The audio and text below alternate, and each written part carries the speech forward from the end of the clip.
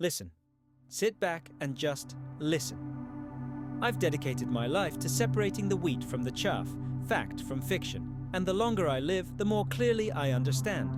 Official history, the one gathering dust in textbooks, is just a pretty fairy tale for children. A fairy tale in which everything is logical, everything is understandable and convenient. But the truth? Oh, the truth is completely different. It is inconvenient, it is frightening, and it whispers to us from the depths of centuries. We're told that humans have come a long way from primitive hunters to pyramid builders and creators of complex writing systems, that we are the pinnacle of creation, the intelligent descendants of intelligent ancestors. Sounds proud, doesn't it? But what if I told you it's a lie? Not all of it, of course, but the very essence of it. What if our civilization isn't the first on this planet? Or even the second? What if we live on the ruins of worlds so ancient and powerful that the very mention of them has been erased, burned from the annals of history with a hot iron? Myths. We're used to thinking of them as mere fables, allegories, tales of gods descending from the heavens, of titans shaking the earth, of great floods that cleanse the world. But what if these aren't myths? What if they're distorted, retold thousands of times, but still eyewitness accounts? What if we've inherited not just an earth, but forgotten knowledge that mainstream science is afraid to even acknowledge?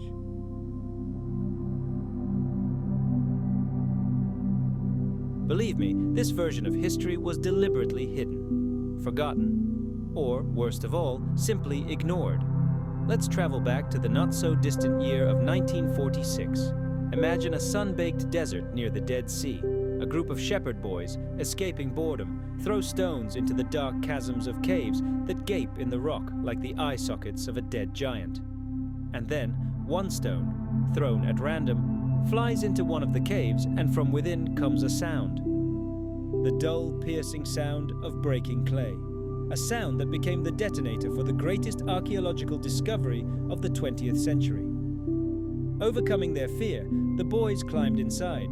Can you hear the sand crunching beneath their feet in this echoing silence? How does it smell of millennial dust? In the dim light, they saw rows of large clay vessels. Little did they suspect that at that very moment, they were touching a secret guarded for centuries.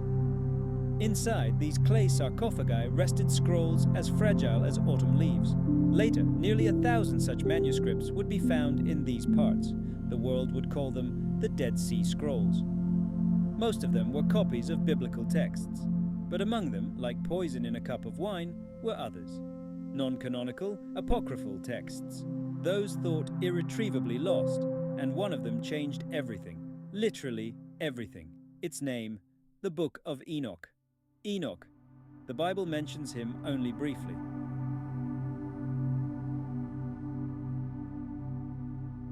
The seventh patriarch from Adam, the great-grandfather of Noah, the one who built the ark. But his book, his book is something else. It's not just a religious text, it's an account, an eyewitness account of the events that preceded the Great Flood. And this version is so shocking that they chose to delete it. The Book of Enoch tells of the Watchers. The Bible timidly calls them fallen angels, but Enoch describes them in much greater detail. They weren't just angels, they were watchers sent from heaven to earth to watch over young humanity. There were hundreds of them, and they descended upon Mount Hermon. They brought knowledge that changed the world. Astronomy, metallurgy, medicine, they were our first teachers. But something went wrong. Centuries of observing humanity had corrupted them. They began to desire human women. Breaking the cardinal taboo, they began to have intercourse with them. And from these unions came monstrous offspring, hybrids. In the texts, they are called Nephilim. Imagine it, children born from the union of celestial beings and mortal women. The Book of Enoch describes them as giants, fierce, uncontrollable titans whose hunger was insatiable. They devoured crops, livestock, and then the people themselves. They sowed chaos and destruction. The earth groaned under their tread. It was the age of monsters, the age of savages and cannibals who ruled the world. Those who sent the Watchers were furious.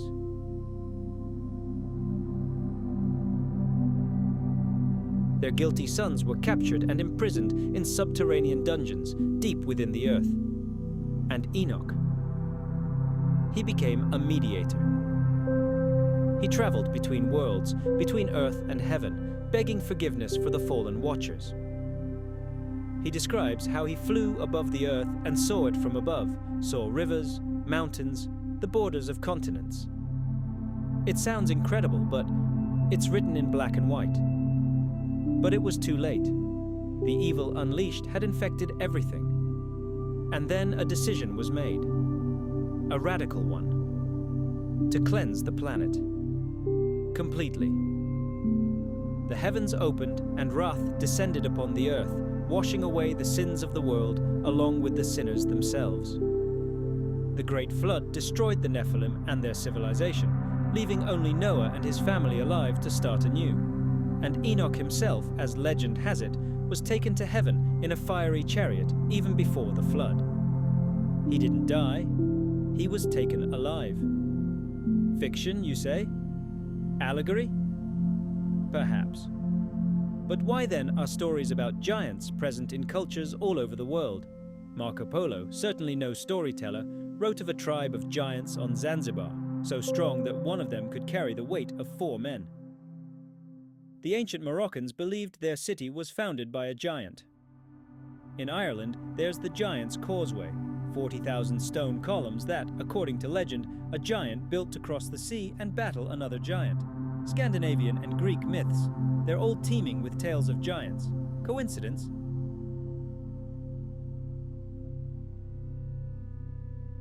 I've long since stopped believing in coincidences. They're echoes of the same ancient, terrifying truth. If we assume, even for a moment, that giants existed, then the Book of Enoch ceases to be a myth. It becomes a historical chronicle, a document, and then it becomes clear why this book was so carefully hidden. Think about it. In the first centuries after Christ, there were dozens of Gospels and sacred texts. The church was young and fragmented. An official, approved canon was needed for unity and control. And so, at councils like the Council of Nicaea, influential men in cassocks decided what would be considered the Word of God and what dangerous heresy.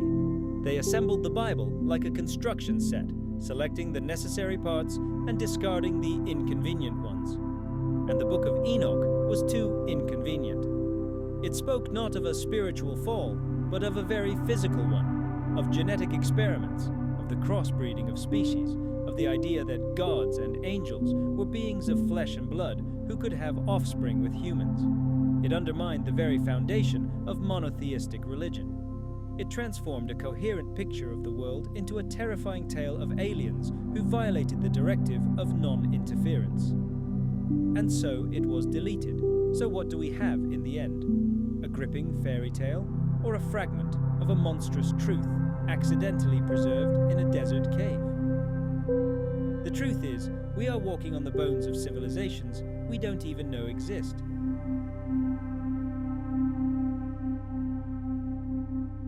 The history we've been told is just the cover of a thick book. And the most terrible, the most important, and the most astonishing chapters, they were simply torn out. But even from the remaining fragments, we can understand. We are not alone in this world, and never have been alone. Listen.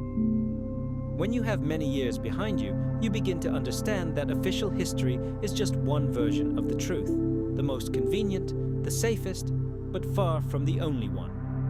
For an entire century, the powerful, vested with power and faith, gathered in their councils. They weren't just praying. No, they decided what our reality would be. They tailored the very fabric of history, deciding which texts would be included in the great book and which would sink into oblivion forever. It was then, in this crucible of political intrigue and theological debate, that the Bible was finally compiled. And it was then that one of the most enigmatic and influential books of antiquity, the Book of Enoch, disappeared. Think about it. A work quoted by the apostles, an integral part of the early faith, was simply erased. Why? Did they not understand its colossal significance? Or did they understand it only too well? Official scholarship is powerless here. It merely shrugs. But to find the answer, we must dig deeper, look into other texts that also have found no place under the sun of the canon. Take, for example, the Gospel of Peter.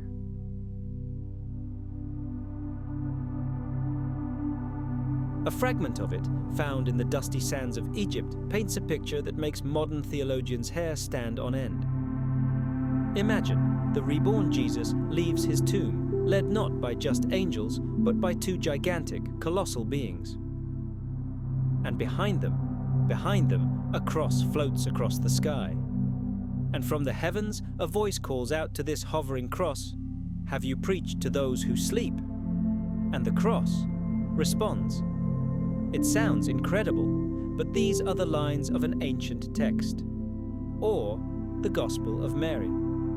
In it, Mary Magdalene is portrayed not just as a disciple, but as the Saviour's beloved, perhaps even his wife, his most trusted confidant. Naturally, this angered the other disciples. Peter, in his usual blunt manner, snaps, "Why should we listen to just any woman?" But the wise Matthew puts him in his place. If the Saviour has made her worthy, who are you to reject her? The Saviour knew her secrets, loved her more than anyone else. And this text, too, was hidden, censored, and consigned to oblivion. Do you see a pattern? Anything that didn't fit into a simple and convenient picture of the world, anything that hinted at mystery, other forces, hidden knowledge, all of it was ruthlessly excised, and the Book of Enoch was the greatest of these secrets. But it could not be completely destroyed. Behind its astonishing stories of fallen angels and heavenly journeys lies something so profound that it has permeated across centuries and cultures.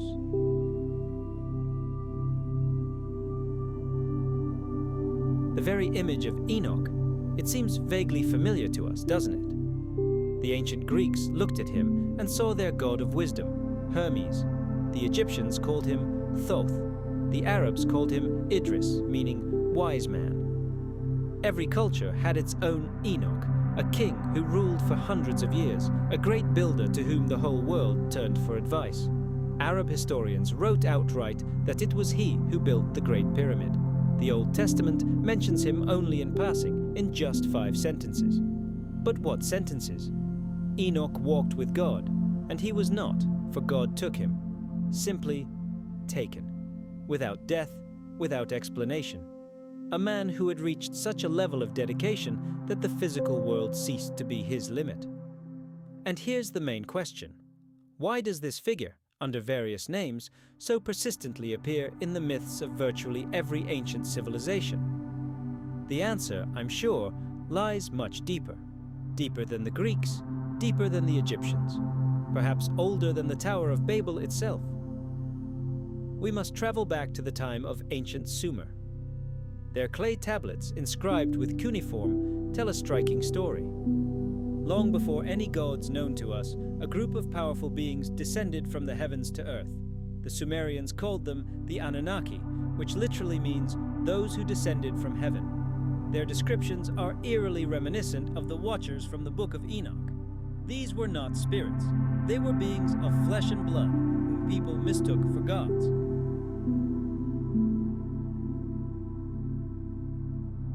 Modern researchers, those brave souls who aren't afraid of the stigma of heresy, suggest that Enoch was one of them, or at least their direct messenger. They were an ancient, possibly extraterrestrial race that arrived on our planet in time immemorial. And then the Sumerian texts recount the same story as the Book of Enoch. The Anunnaki, like the Watchers, began to mingle with humans. From these unions, a new race of hybrids, demigods, was born, the Nephilim, and ultimately, enraged by the state of affairs on Earth, they caused the Great Flood. It's the same story, just told in different languages at different times. It's not the form that matters, but the essence. Perhaps the Book of Enoch is merely a later retelling of ancient Sumerian legends. And Enoch himself, lest we doubt it, writes in the first person. Listen to how it sounds. In the first month of the 300th year, on the first day, I, Enoch, was alone in my house. And 2 men came to me, enormous in stature, such as I had never seen on Earth. It's as if he's shouting to us across the millennia, afraid we won't understand. Now, let's look at the official history. About 10,000 years ago, an agricultural revolution occurred.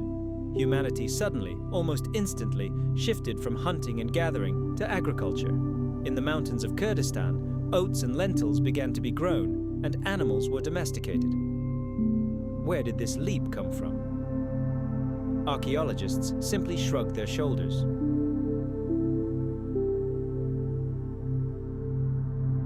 And now, the most interesting part, the Kurds themselves, who still live there, in their ancient legends, consider themselves the descendants of jinn, spirits who descended from the heavens and intermarried with human women. Is this just folklore, or fragments of an ancient cultural memory of a union between the Anunnaki and humans? The entire cradle of civilization, Mesopotamia, Sumer, Akkad, is literally steeped in these legends of gods who descended from the sky and taught people everything: writing, astronomy, construction.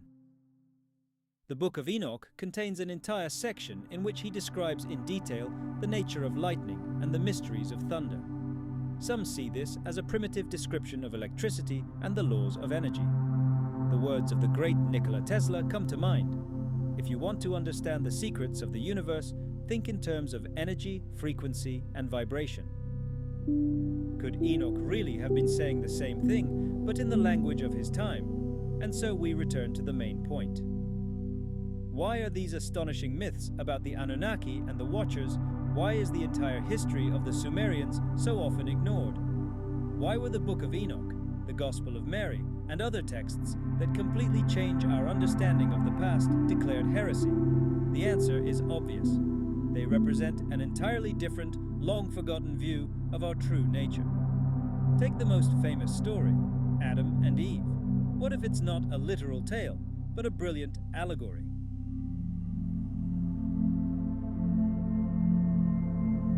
God, who created Adam to cultivate the garden, represents the Anunnaki, who created humanity as a labor force. The rebellious Eve, thirsting for knowledge, represents that part of humanity that strove for development.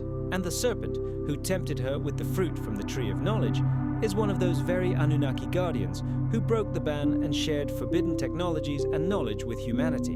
And what did they realize after tasting this fruit? The Bible says they saw their nakedness. Ancient mystics interpreted it differently. They recognized their flesh, their energy, that very serpent power of Kundalini that can be awakened. They partook of the tree of life and initiated an endless cycle of reincarnation. They became more than just slaves in the garden. They became like gods.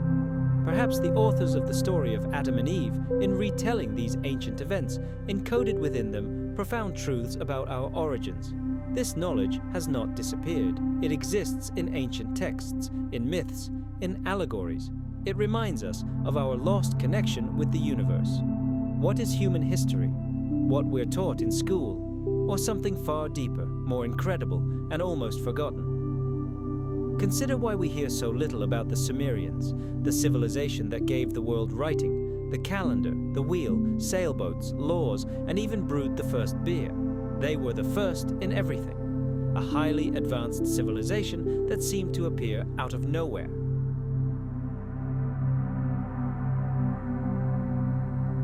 Perhaps the answers were always right in front of us, in books hidden from us, in myths we dismissed as fairy tales, in history hidden from us. By studying our true past, we prepare for the future, and perhaps, one day, we will remember ourselves, not as the descendants of apes, but as heirs to the stars. Listen. Do you hear? This is not just silence. This is the hum of time, the echo of the eternal debate waged among learned men in their dusty offices. They break lances, trying to answer the accursed question, who are we? Where did we come from? Which civilization was the first on this old, tired earth? They construct theories, write thick books, defend dissertations. But truth, my friend, rarely dwells in university classrooms. It hides in the cracks of sun-baked clay, in the whisper of the desert wind. Official science is powerless here. It's afraid to even look in that direction. But we only have to look closer, and a story so incredible that the mind refuses to accept it will unfold before us. A story of gods descending from the heavens. A story of the Anunnaki. And I invite you to walk with me along this shaky trail. Throw away everything you've been taught. Open your mind. We're used to thinking of the Sumerians as a people from ancient myths, their cuneiform, their ziggurats. All of this seems like nothing more than fairy tales to us. But what if I told you that their writings aren't mythology? What are they? A chronicle?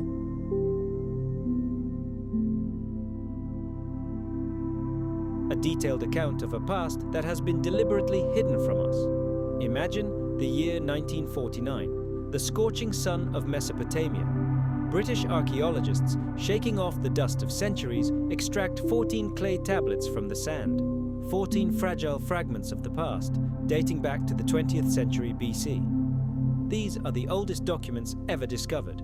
At first glance, their texts echo the legends of other peoples. But there's one detail, one tiny hook that grabs you and won't let go. They speak of the father of all beginnings, of the supreme ruler. They tell us that in the very beginning, there was the Garden of Eden. There were Adam and Eve, and that it was from there, from that primordial world, that the entire human race descended. Sounds familiar, doesn't it? But the Sumerian version is far deeper and more terrifying. The first tablets tell of the origins of these first humans, but the third tells of the beginning of our slavery. The myths of man's creation on the sixth day are not a tale of divine love. They are the protocol of a genetic experiment. The Sumerians say outright, our evolution was no accident. All the knowledge, all the technology, everything they possessed long before the Egyptians and Greeks, all of it was bestowed upon them by those they called gods. Anunnaki. The very word evokes awe in the soul. Those who descended from heaven to earth. That's how their name is translated.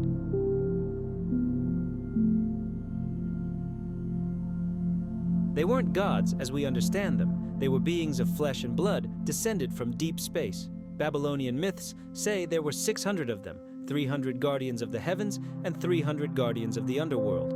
Ancient texts claim, and I get goosebumps just saying the numbers, that some 400,000 years ago, these aliens created the first humans, created them as workers, as traders, as miners. They came to Earth when only wild animals and primitive hominids roamed it. They came from the distant, mysterious planet Nibiru, a wandering planet whose path passes through our solar system only once every 1,600 years. The Sumerians describe it as a world many times larger than Earth. Its surface, coated in iron oxide, glows an ominous red. Once, the texts say, it was a flourishing paradise, similar to our own Earth. But its inhabitants, in their hubris, they turned their own home into a fireball, whose atmosphere began to evaporate into the void. The name Nibiru translates as intersection point, a meeting point of worlds. Some researchers, whom academics call crazy, believe it was not just a world, but a giant artificial spacecraft carved from an entire asteroid. And so, dying on their planet, they realized that only one thing could save them, one precious metal: gold. It sounds incredible, but modern science unwittingly confirms this ancient legend.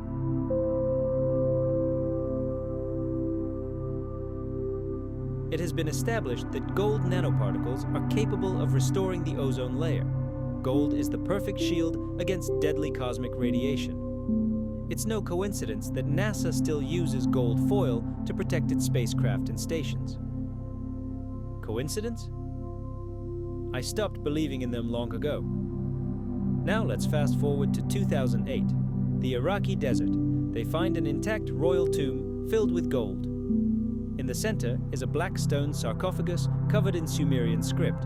When the scientists opened it, their screams must have been heard for kilometers. Inside lay a giant, a 3-meter-tall creature whose body hadn't decayed. Covered in gold jewelry, it looked as if it had fallen asleep just a couple of hours ago. It was one of them, one of the Anunnaki. But where was their base? Where was the sanctuary from which they ruled the world? In 1971, researcher Edward Lipinski, while analyzing the Babylonian version of the Epic of Gilgamesh, stumbled upon a startling discovery. He determined that the oldest Mesopotamian texts point to one specific location: Mount Hermon, on the border of modern-day Lebanon and Syria, a cosmic mountain linking heaven and earth. It was there that Gilgamesh and Enkidu journeyed. It was there that they battled Humbaba, the guardian of the cedar forest that concealed the Holy of Holies and the boat of the Anunnaki. And this same mountain is mentioned in the forbidden Book of Enoch.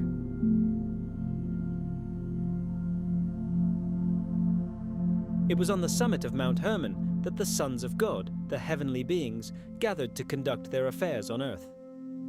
There, at the foot of this mountain, their first colony was founded, the gold mining station of Eridu in the Persian Gulf. But they weren't alone. With them were another race, the Igigi. They were the first slaves to toil in the mines, extracting the life-saving gold for their masters. The years passed. The labor was unbearable. And then one day, the Igigi rebelled. They thought they could challenge their creators, but they were sorely mistaken. The rebellion was drowned in blood. Almost the entire race was destroyed, and the Anunnaki were left without laborers.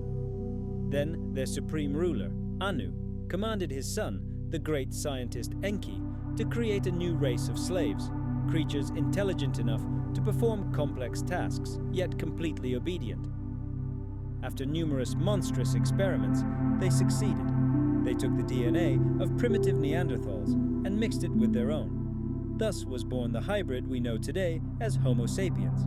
In ancient texts, the first such hybrid was named Adam, which in Hebrew means man or earthling. Our self-designation, my friend, actually means created from the earth. We were created to work. The Semitic word for labor itself literally translates as to work for someone. The Anunnaki lived for millennia. They were giants compared to us, and we served them faithfully, receiving in return scraps of knowledge and technology.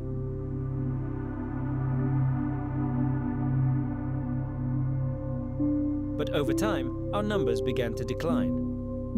And then they took the next step. They allowed us to reproduce. This led to overpopulation.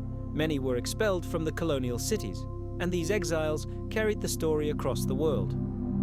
The story of the Garden of Eden. The story that we were created to serve higher beings. The Bible speaks of the Nephilim, of the fallen, of giants born from the union of the sons of God and the daughters of men. The Book of Enoch, which the Church tried to destroy for centuries, describes this in meticulous detail.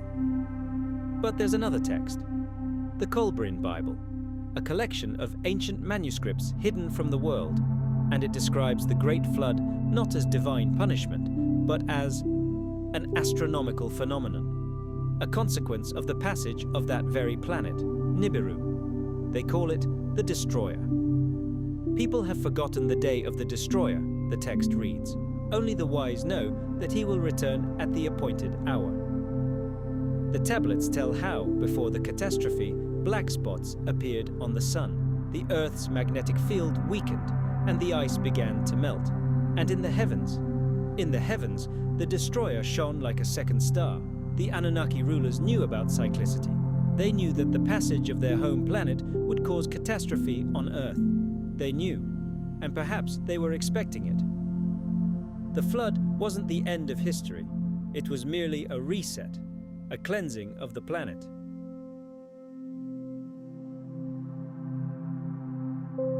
And now, listening to the hum of time, I ask myself the same question. Their planet is still out there, in the icy darkness of space. Its cycle is unbroken. 1,600 years, that's so little time in the universe. And if the ancient texts are true, then the appointed hour is near, and the Destroyer is already on its way. Listen. The story you're told in schools and universities is just a facade, a convenient screen concealing the terrifying truth. I've dedicated my life to peering behind this screen, and today I'll share with you what the scientists are silent about. It all began with a schism. The great Anunnaki, our creators, were divided. Their supreme ruler, Enlil, saw humanity as nothing but a mistake, a distortion of the great design. He saw the coming cataclysm as a convenient opportunity to rid himself of those he deemed unworthy, and so he abandoned Earth, leaving us to our fate. But not everyone agreed with him. Many of them, led by the great scientist Enki, who created us, could not abandon their children. They stayed, and from aboard their celestial ships circling above the dying planet, they watched the Great Flood. Imagine the roar, the great glaciers of the South Pole, millennia-old ice caps, crack and crumble into the ocean. Monstrous waves rise, washing away everything in their path, even flooding gold mines in distant Africa.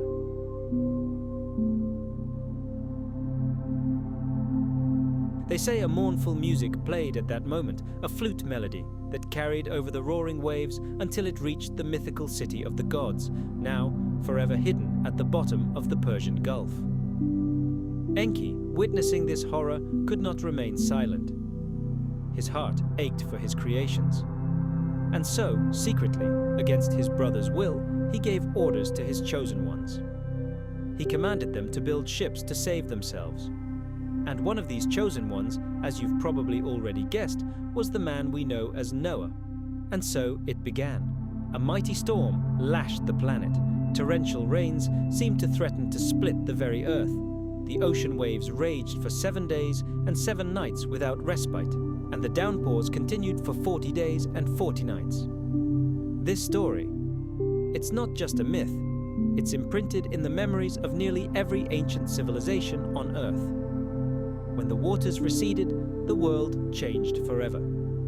The Anunnaki, passing away, left us their legacy. They erected their cyclopean structures, their cities and temples in precise accordance with the star map. Do you hear?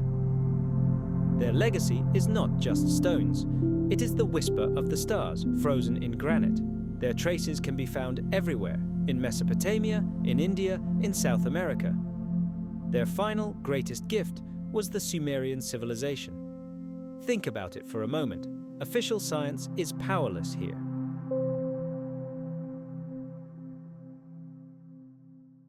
About 6,000 years ago, in the desert, seemingly out of nowhere, a people emerged with incredible knowledge of astronomy, mathematics, and writing.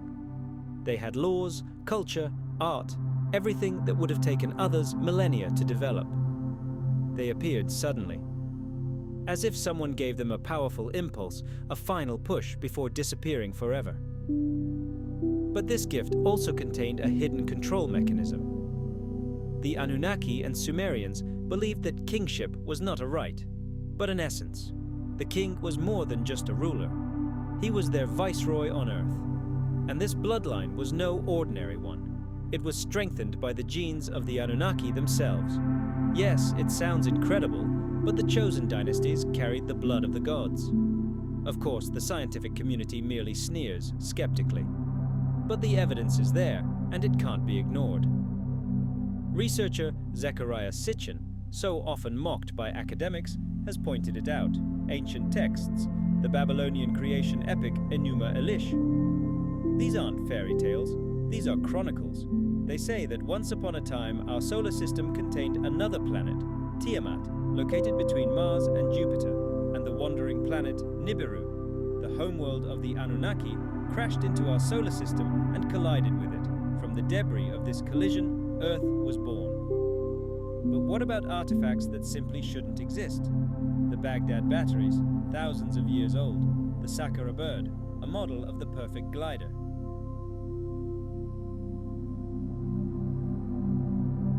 Or the excavations on Mount Harry, where Flinders Petrie found evidence of high-tech gold processing in 1889. But the most astonishing discovery was hidden in the ruins of Nineveh. Nearly 400 clay tablets were found in the library of King Ashurbanipal, and these weren't just records of harvests. They were detailed accounts of the Anunnaki's activities. They indicated the locations of their genetic laboratories in Africa, and most importantly, one of the tablets, over 100,000 years old, depicts the solar system as we know it today, with all the planets, including Uranus, Neptune, and Pluto. Stop and think. How could people who, according to historians, were just inventing the wheel, know about planets that humanity would only discover thousands of years later, using the most powerful telescopes? This tablet was created 5,000 years before Copernicus dared to suggest that the Earth revolves around the Sun. The first patent for a primitive telescope capable of magnifying an object only 3 times was filed in 1608. Even the great Galileo merely improved upon it. So where, tell me, did the ancient Sumerians get this knowledge? The answer is simple. It was passed on to them. The Anunnaki left behind not only knowledge, but also blood, and not only in the veins of kings. The Bible, if read carefully, is full of references to giants who lived on Earth even after the Great Flood. They were called Nephilim.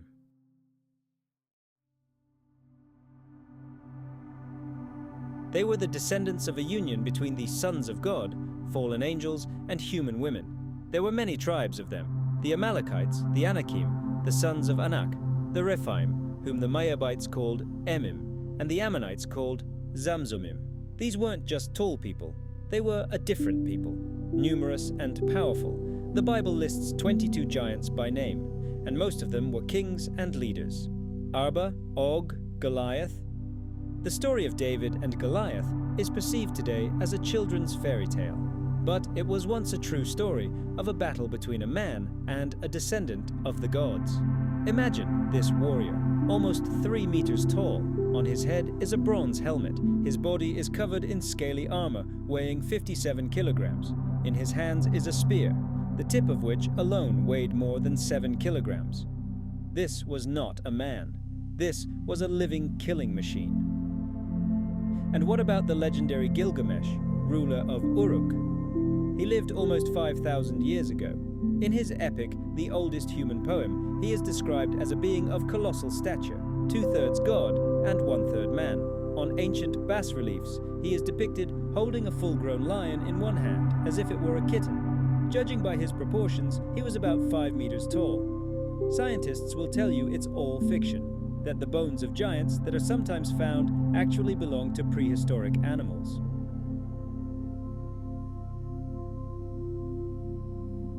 But did you know that in the 1930s, an entire collection of gigantic human bones was discovered on Mount Carmel in Israel?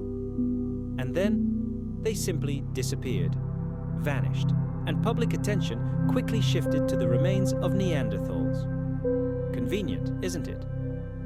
To hide what doesn't fit into the generally accepted picture of the world. Perhaps there's more truth to these ancient legends than many are willing to admit. The truth about those who ruled us in the past, and perhaps about those who, through their secret bloodlines, continue to rule to this day. Some believe that when the planet Nibiru approaches Earth again, they will return. And this thought, it makes us look at all the mysteries of our history in a new way. Listen, the history we're taught in schools is just the cover of a huge dusty book. And the most fascinating pages have been deliberately torn out. Pages that tell of those who were here before us, of our elder brothers, of giants. Official science is powerless here. It merely shrugs and dismisses it all as myths. But myths leave no trace in stone. Myths don't build cyclopean structures. Go to Egypt, yes, not to see the pyramids. Look at the bas-reliefs on the walls of ancient temples. You'll see how the pharaohs tower over mere mortals. We're told it's a symbol of power, an artistic exaggeration. But what if it's not an exaggeration? What if it's a memory? The memory of a race of rulers whose stature was truly divine.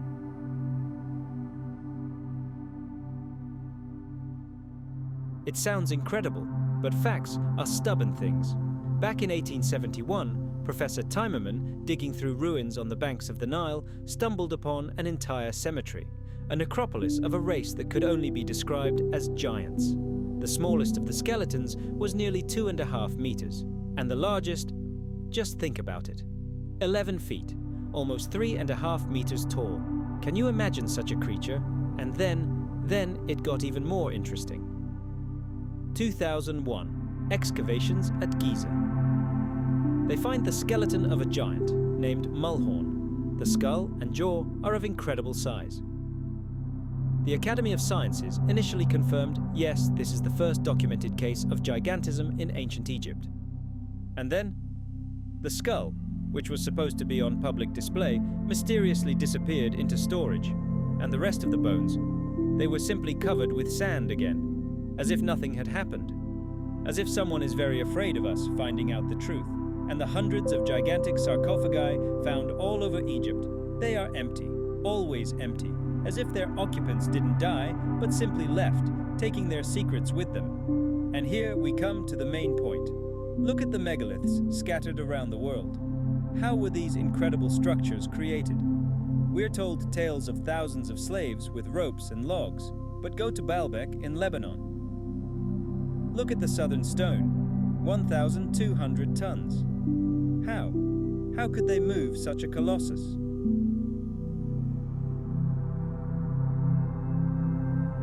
And in Siberia, on Mount Shoria, lie granite blocks weighing 3,000 tons. This defies any logical explanation. Unless we assume that for their builders, these stones were no heavier than bricks are for you and me. Even the ancient name of Stonehenge was Giant's Ring. Mere coincidence? I don't think so. And in Syria, at the ancient temple of Ain Dara, there's something more interesting than stones. Gigantic footprints are carved into the floor leading to the sanctuary, almost a meter long. Simple calculations indicate that the creature that left them must have been at least 6 meters tall. In 2005, a group of our scientists, led by Professor Muldashev, discovered entire cemeteries of such giants in Syria. They were ready to begin excavations, but they weren't allowed to, for political and ideological reasons. There's always a reason to hide the truth, but the truth cannot be hidden. It lives in the myths of all peoples of the world: Celts, Greeks, Scandinavians, Hindus. They all remember a race of giants. Irish sagas speak of the Fomorians, seafaring giants who arrived on their island after the Great Flood. Where did they come from? It sounds incredible, but all the threads lead to one place: to Atlantis. Ancient Britain was once called Albion, named after one of the giant kings of Atlantis. Legends say it was the Atlanteans who survived the catastrophe and built all those megalithic structures across Europe.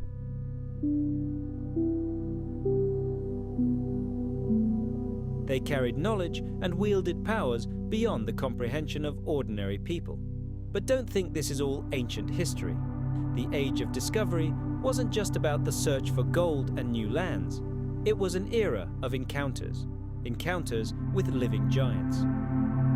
The Spanish conquistadors, Sir Francis Drake and Captain John Smith, men whose words kings trusted, all described encounters with tribes of people of incredible stature. Captain John Smith wrote of the Susquehannock people. These tall, slender men seemed to us like veritable giants. The explorer Alonso de Pineda, mapping the coast of the Gulf of Mexico, wrote of 2 races living there: pygmies and giants, 10 to 11 times as tall as palm trees. This isn't a myth, it's a log entry, but the most astonishing account was left to us by the official chronicler of Magellan's expedition, Antonio Pigafetta. He was responsible to the king for the veracity of his records. While their ships were wintering in Patagonia, they encountered him. A completely naked giant appeared on the shore. He danced and sprinkled sand on his head. He was so tall that the tallest sailor barely reached his waist. Magellan called these people Patagonesi, big-footed. Pigafetta writes that the giant was astonished to see himself in a mirror, and when they tried to chain him to bring him back to Europe, he roared like a bull. This is no bedtime story. It is an eyewitness account, certified by the Royal Seal. And it is not the only one.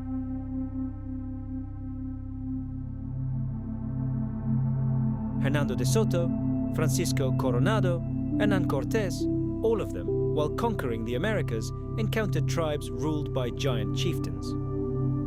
The Indians told Cortés that a race of evil giants had lived in these lands before them, and that they had only succeeded in exterminating them with great difficulty. As proof, they showed the conquistadors a giant's femur. Bernal Diaz, a soldier of Cortés, wrote in his diary, "It was the size of a whole man. We had no doubt that giants had once lived on this land. Over time, these stories came to be considered fiction, exaggerations. Memory fades, but stone remembers everything. In South Africa, in granite, there is a footprint, a gigantic human footprint, almost 1.5 meters long. It was found in 1931. Scientists say this granite is millions of years old, and so we face a choice. Believe the convenient fairy tales from textbooks, or open our eyes and see what's right in front of us. Skeletons that hide, megaliths that cannot be built, ancient texts and the testimonies of brave sailors, and this trace, an imprint in granite, left millions of years ago. What if giants aren't a myth? What if they're the missing, most important chapter in human history? A chapter that someone is trying so hard to hide from our eyes. Think about it. Listen. Close your eyes and imagine a stone, ancient granite, baked by the South African sun, and on it, an imprint, a footprint, not a human's, no. This footprint is over 1 meter long.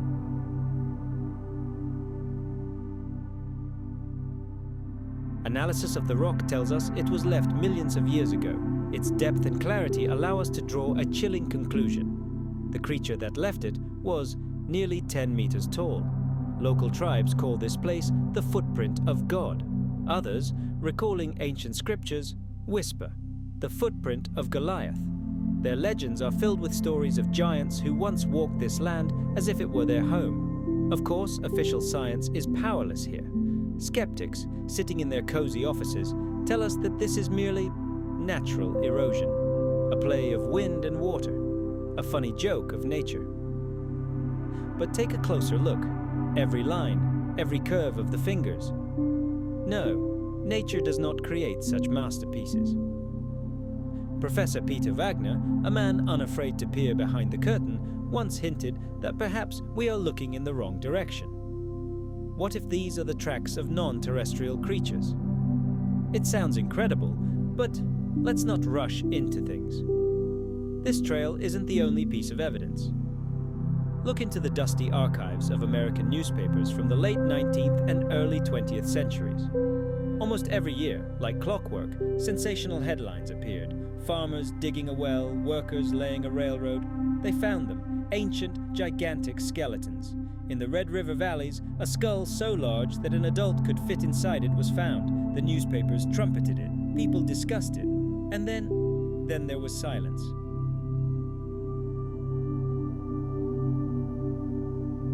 Today, not a single major news agency would write about such a find. Ask yourself, why? If a giant skeleton is found somewhere underground, it instantly becomes a closely guarded secret. It's taken away to an unknown location, and the site is cordoned off. The secret is hidden from us, from the general public. We're told these are myths, fairy tales. But why hide fairy tales then?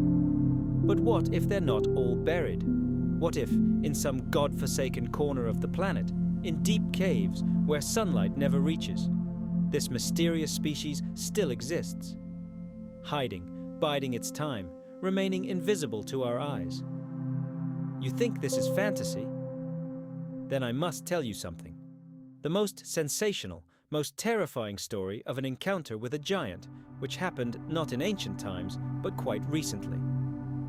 In 2002. This incident is still classified as top secret by the United States government, but the truth, like water, always finds a way. On a well-known radio show, witnesses spoke out under the cloak of anonymity. Afghanistan, 2002. In the lifeless, sun-baked mountains, a squad of American soldiers disappears without a trace. A special forces team is sent to search for them. Experienced fighters who have seen it all. But what they saw there defied all the rules. They stumbled upon a strange place. Mangled military equipment, shattered gear, and everywhere, blood. And nearby, the entrance to a huge dark cave from which an ancient chill wafted.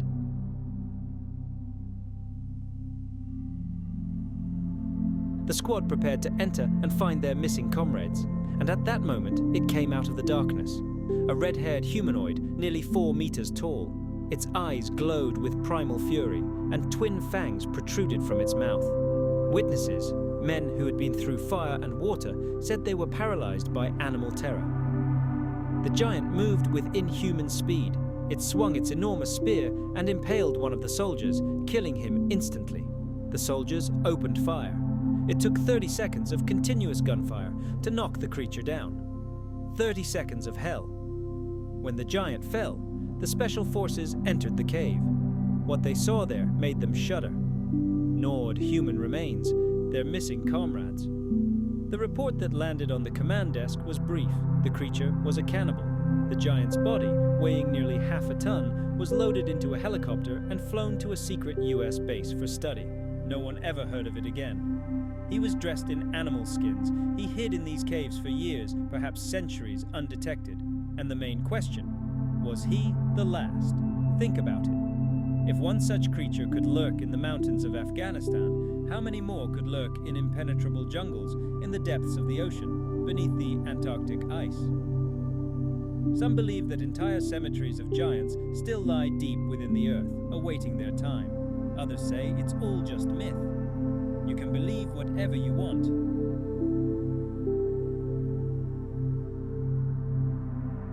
But one thing is certain. The mystery of giants is intriguing, and we know desperately little about them. But to understand who they are, we need to go even further back in time. To Egypt, between Luxor and Aswan, stands the Temple of Hathor. Texts are carved on its walls, thousands of years old. Scholars say this is only a small part of the knowledge that has reached us. Professor Raymond of the University of Manchester argues that these are not just texts. They are codes, messages. They speak of mythical events, of a time when the world was young. A time that the Egyptians themselves called Zep Tepi, the first time. These texts also speak of 7 wise men. They were not human. They were the only divine beings who knew how to build temples and sacred cities. It was they, the texts say, who oversaw construction on the ancient hill.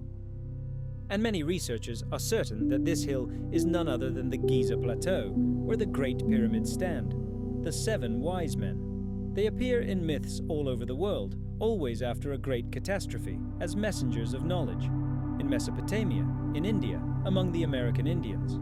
And the most famous of these catastrophes is the Great Flood. The story of Noah, as we know it from the Bible, is in fact only a pale copy of a much older legend. In 1872, British archaeologists excavated the ruins of an ancient library in Iraq. They found 25,000 clay tablets covered in cuneiform, and among them was the Epic of Gilgamesh.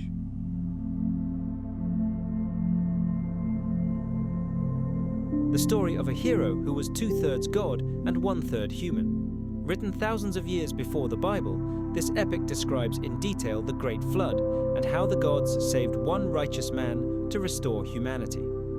These tablets are the key. They tell of the ancestral kings who ruled before and after the flood. They tell of the times when gods walked the earth, when heroes like Gilgamesh were born. Thanks to a young British museum employee named George Smith, who pieced together the broken tablets, we were able to read this story. A story that proves that our civilization is not the first on this planet. That there were others before us. Perhaps greater ones. Perhaps they were the giants whose traces remain in African granite. Or perhaps they were the sages who brought us knowledge after the Great Flood. And so here we stand, holding these scattered fragments. A footprint in Africa, an article in a yellowed newspaper, a classified report of a battle in an Afghan cave, hieroglyphs on the wall of an Egyptian temple, clay tablets from Mesopotamia. Mainstream science turns away, calling them coincidences, myths, mistakes. But for those who know how to look, all these fragments come together to form a single astonishing and slightly frightening picture of the world. A picture in which we are far from the first, and perhaps not the last, masters of this planet and this mystery. It still waits to be revealed. Listen.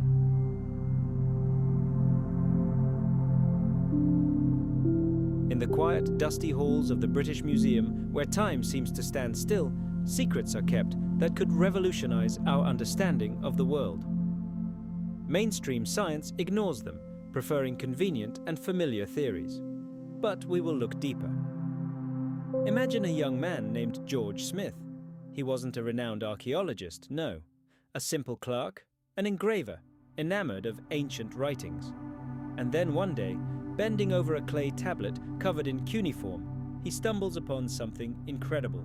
Before his eyes comes to life a story far older than the pages of the Bible, the story of King Gilgamesh. This is not just a myth, it is an echo of a long-gone era.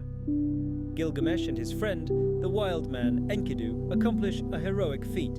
They slay the monstrous bull Humbaba in a sacred cedar forest. The goddess Ishtar, herself the goddess of love and war, is delighted with the hero. She offers him her love. But Gilgamesh, proud and insolent, rejects her. And not just rejects her, but heaps insults on her, reminding her of her many lovers. Oh, the wrath of a spurned goddess is a terrible force. Ishtar soars to the heavens and cries out to the supreme god, Anu. She demands vengeance, and Anu creates a gigantic bull on earth, so powerful that 100 warriors could not tame it. But Gilgamesh, along with his faithful Enkidu, accepts the challenge. The battle was terrible. The earth groaned beneath the beast's hooves, but the heroes were victorious.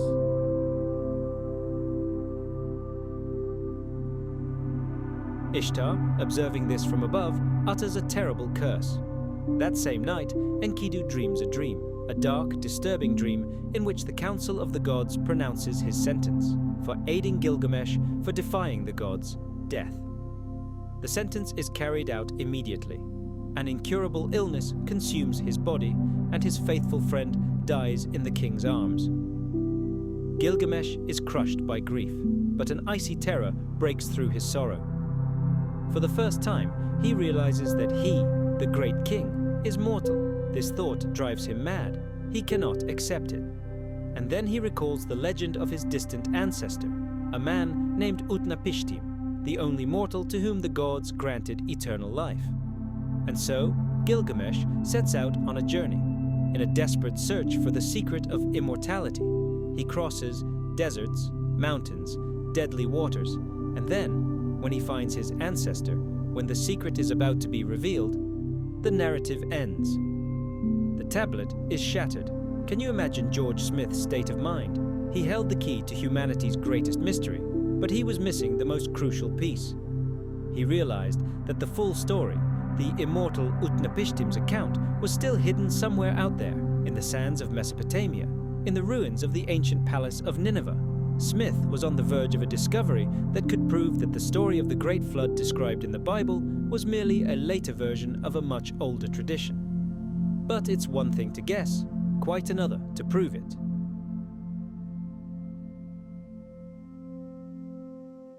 Smith was a simple civil servant. Where would he get the funds for such an expensive expedition? Who would believe his crazy idea of searching for clay tablets capable of shaking the foundations of faith? The academic community ridiculed him. Members of the London Society of Biblical Archaeology were outraged by his audacity. And yet, the world is not without its brave souls. A patron of the arts appears and grants him £1,000, a huge sum at the time. The Daily Telegraph, sensing a sensation, also offers its support. And so, in early 1873, Smith sets off for Nineveh. He dug with the obsession of a man who knows what he's looking for. And his persistence was rewarded. Among the ruins, he found nearly 4,000 fragments of clay tablets. And among them were the missing parts of a great epic. Now, the story was complete. The tablets told Smith what Utnapishtim had told Gilgamesh. Long before the flood, the city of Shuruppak stood on the banks of the Euphrates River, and then, one day, the gods, in council, decided to destroy humanity by flooding the earth. But one of the gods, the wise Ea, took pity on humanity. He secretly appeared to Utnapishtim and warned him of the coming catastrophe. He commanded him to abandon all his wealth, build a huge ship, and take aboard his family and the seeds of all life. The dimensions of the ark were dictated with divine precision. Everything was calculated. This wasn't just a tale, it was an instruction.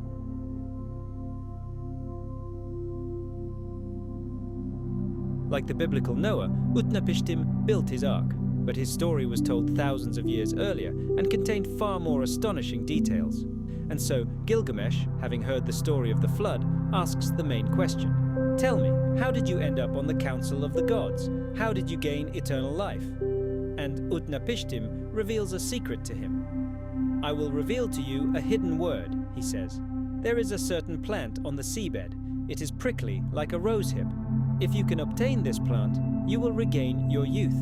And then something happens that official science simply can't explain. They set off on a journey on a vessel, which legends describe as capable of moving both on the surface and underwater. Just imagine, a submarine in an ancient epic.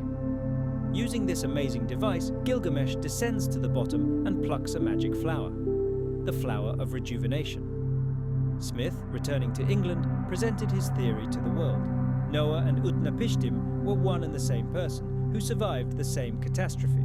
Sadly, George Smith himself did not live to see his triumph. He died very young, at 36. But his work was not in vain.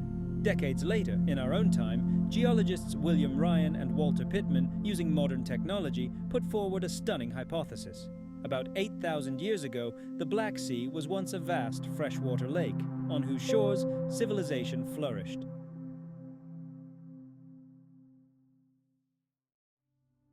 But melting glaciers caused sea levels to rise, and the salty waters of the Mediterranean Sea breached the natural dam that now forms the Bosphorus. Just imagine the scene. The force of this torrent was 200 times greater than that of Niagara Falls. The lake level rose 15 centimeters every day. The shoreline retreated 2 kilometers per day. It was a roaring apocalypse of water, which in just a couple of years inundated lands the size of modern-day England. The entire world went underwater. Could this cataclysm have been the basis for the biblical flood? But here's the strange thing.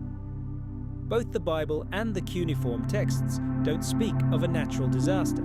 They speak of God's punishment, and they speak not of a local flood, but of a global deluge. There are over 300 flood myths around the world, on every continent, among peoples who have never interacted with each other, and everywhere. The scenario is the same: a great flood, a chosen one, and a saving ark. Inscriptions in the Egyptian temple of Edfu tell of 7 wise men who came from an island destroyed by a great flood. They came from the homeland of the first humans, which was swallowed by the waters. The few survivors migrated to Egypt and became the builder gods of prehistoric times. So perhaps the biblical story of Noah is more than just an allegory. Perhaps it conceals a far more ancient and mysterious truth about the true history of our civilization.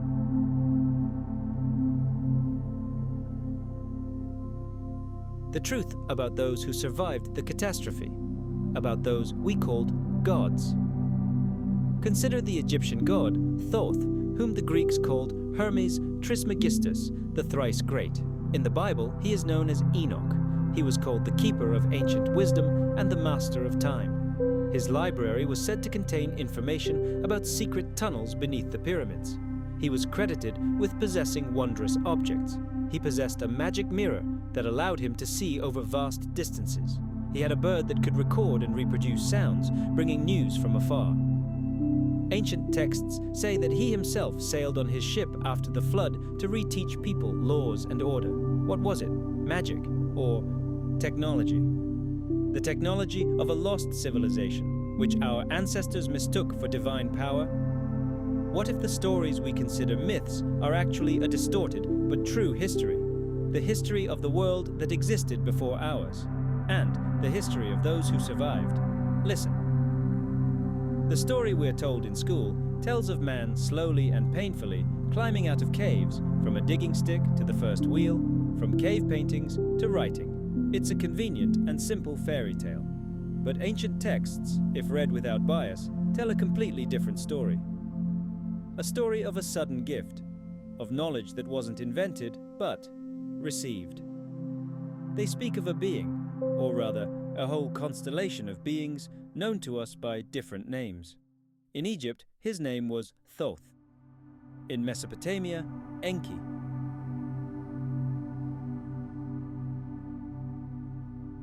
And in the secret apocryphal books that the church so carefully hid for centuries, his name is Enoch.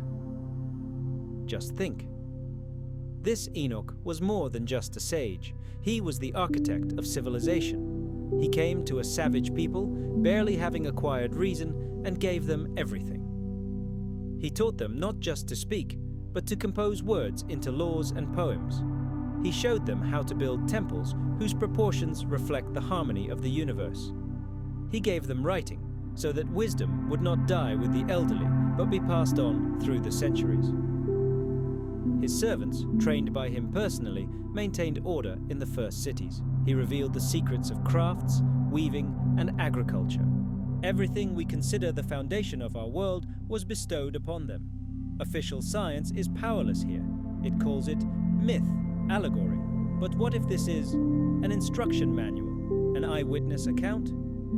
Enoch himself did not hide the source of his knowledge. He said he received it from the divine Elohim, and he didn't simply communicate with them, he flew with them. He describes his numerous journeys across the sky on their, as we would now call them, flying machines. It sounds incredible, but it's written in black and white, and this same source left us a terrifying prophecy, a warning that everything given can be taken away. Listen to what was said about Egypt itself. The day will come when the Egyptians will call upon their gods in vain.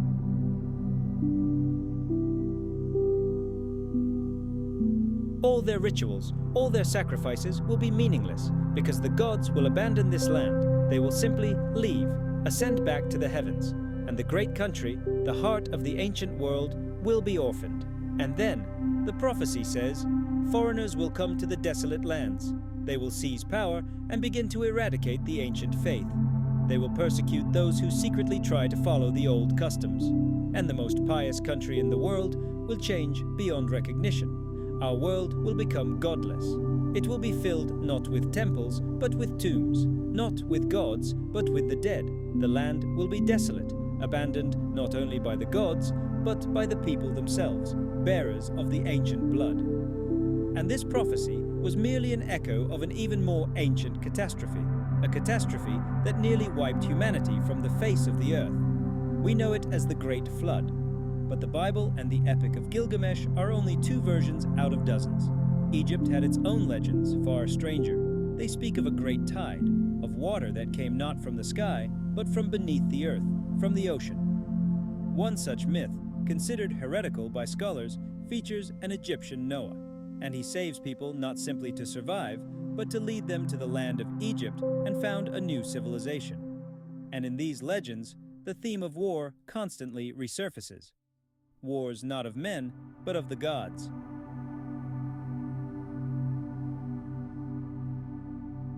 We are accustomed to thinking of them as wise mentors, but the texts speak of something else as well, of their anger, their fury, their weapons.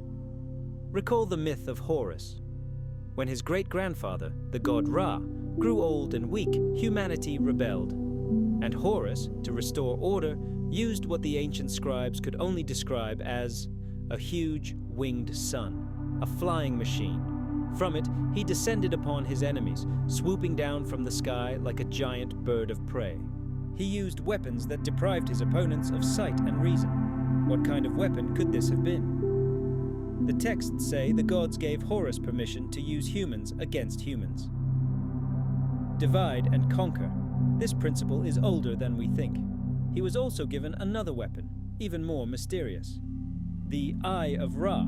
Legends say it wasn't just a part of the god, but a separate, autonomous being. An object that could carry out commands, find and destroy enemies. What is it? An ancient drone? An autonomous weapon of incredible power. Sumerian myths are full of such stories, and all this brings us to the main question. Why? Why were the gods who created us so angry? The answer lies right there, in those same Sumerian and Egyptian texts. At first, everything was wonderful. Humans served the gods, and the gods cared for humans. But then problems began. Some of the divine beings began to mate with the daughters of men, and humanity itself. It became too numerous, too noisy. It sounds absurd, but the texts say so.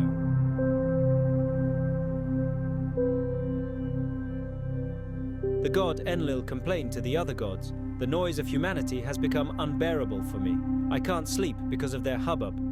They multiplied like wild bulls, and their talk, their prayers, their lives, all of it began to irritate the creators. This was the last straw, and so the decision was made to cleanse the planet, to bring about a great flood. First, they visited disease, fever, and famine upon humanity, which lasted for 7 long years. People went mad with suffering, even attacking each other, but humanity survived. And then the gods' wrath reached its limit. They decided to resort to a last resort: water. Mesopotamian tablets even indicate the approximate time of this catastrophe.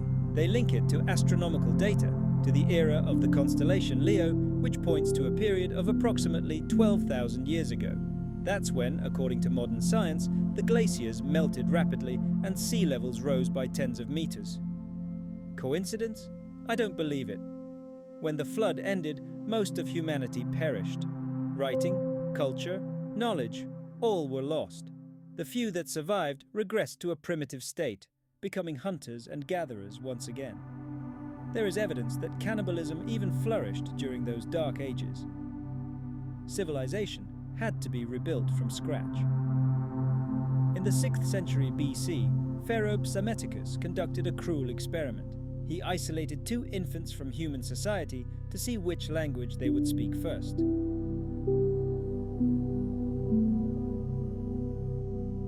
After 2 years, they could only utter a single word, similar to the bleating of sheep. This is what a person becomes without knowledge: a wild beast. And here's where the most mysterious part begins. In almost every culture around the world, after a catastrophe, bearers of knowledge suddenly appear. Sages who come out of nowhere and teach people everything anew. There are always 7 of them, 7 great sages. In Egypt, the god Thoth chooses 7 priests and entrusts them with divine knowledge. The first of them was named Osiris. In Babylon, they were called Abkalu, half gods, half fish, who emerged from the waters after the flood. In India, they are called Rishis, the 7 great seers from whom all Vedic wisdom originated. 7. Always 7, as if they were some kind of rescue team. A group of teachers sent to a devastated planet to replant the seeds of reason. They brought a new culture, a new era. They gave us a chance again. So who are we? Children of the stars? Amnesiacs?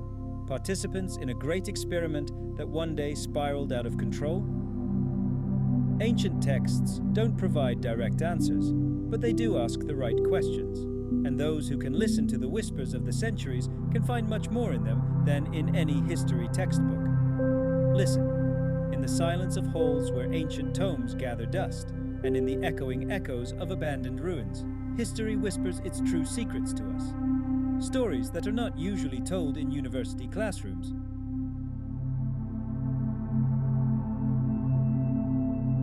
Learned men dismiss them, calling them myths, children's fairy tales. But you and I know. We know that every fairy tale contains a grain of truth. And today, we will talk about a truth that is older than the pyramids themselves. Let's start with the word.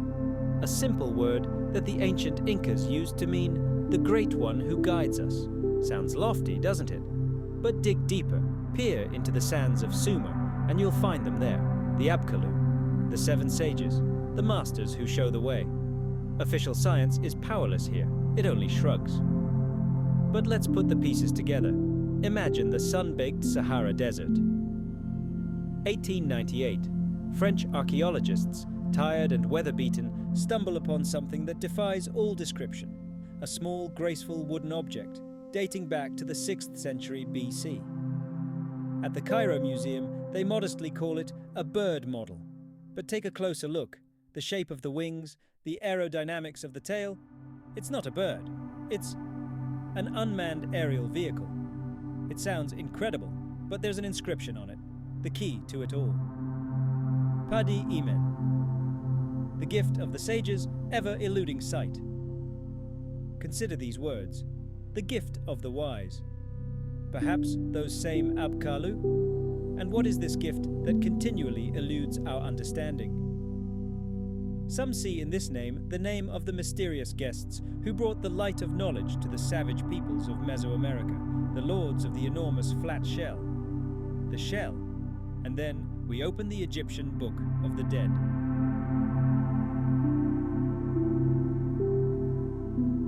Entry number 17,209, and the blood runs cold.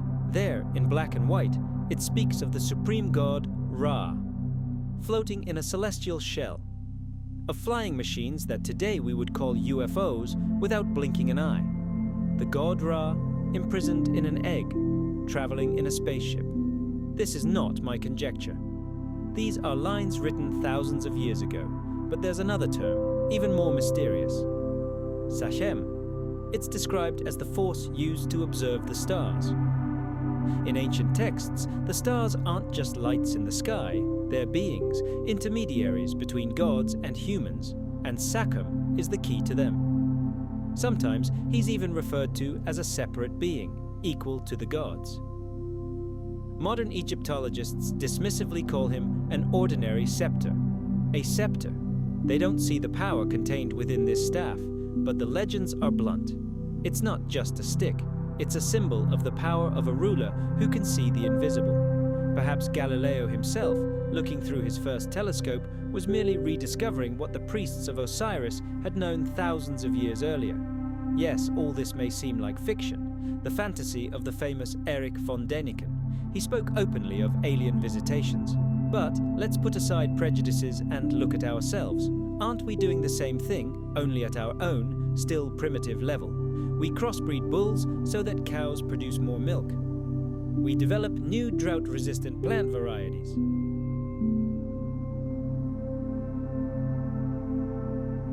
We are on the threshold of human genetic selection. We are playing gods ourselves. So is it really so hard to believe that someone, much older and wiser, could do the same to us? Ancient texts occasionally mention hybrid creatures unlike anything else on the planet. Terrible, powerful creatures.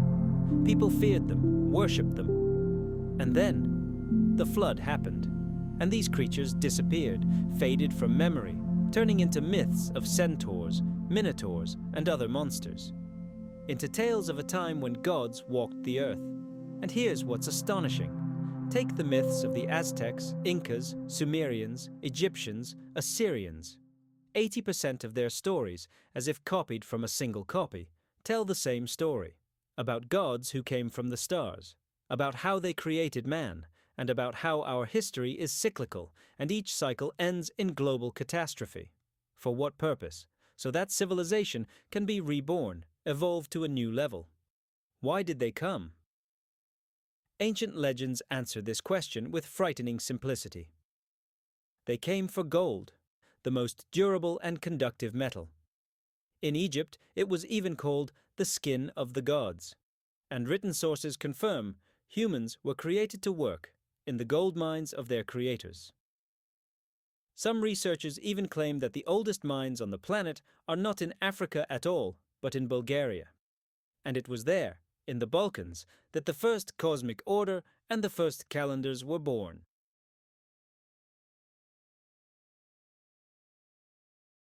The Magura cave contains images that, according to Spanish scientists, are over 9,000 years old. The Sumerians tell of 7 wise men who lived before the Great Flood, the same ones who built the walls of the sacred city of Uruk. One of them, the 7th king, wrote his works. On the planet Nibiru, yes, that very planet from which, according to the Sumerians, their god-teachers, the Anunnaki, came and imparted all knowledge. Now open the apocryphal Book of Enoch. This same wise king appears there under the name of the angel Uriel, and it is he who reveals to Enoch the secrets of the sun and moon and gives him the heavenly tablets for study. Names change, cultures shift, but the essence remains the same. The 7 sages, the enlightened ones, those who survived the colossal catastrophe that wiped out almost all life on Earth, those who laid the foundation for humankind's rebirth. Ancient inscriptions from the temple at Edfu clearly state that the first humans arrived from a small island destroyed by a great flood. Most perished. But a few survivors reached Egypt and became the first builders of a new era. Modern science dismisses this, calling it primitive beliefs. But what if these myths are not fiction, but a distorted, fragmented memory of real history? History recorded in the emerald tablets of Thoth, the Book of Enoch, and dozens of other texts we dismiss as allegories. What if our civilization is far more ancient, powerful, and significant than we're told?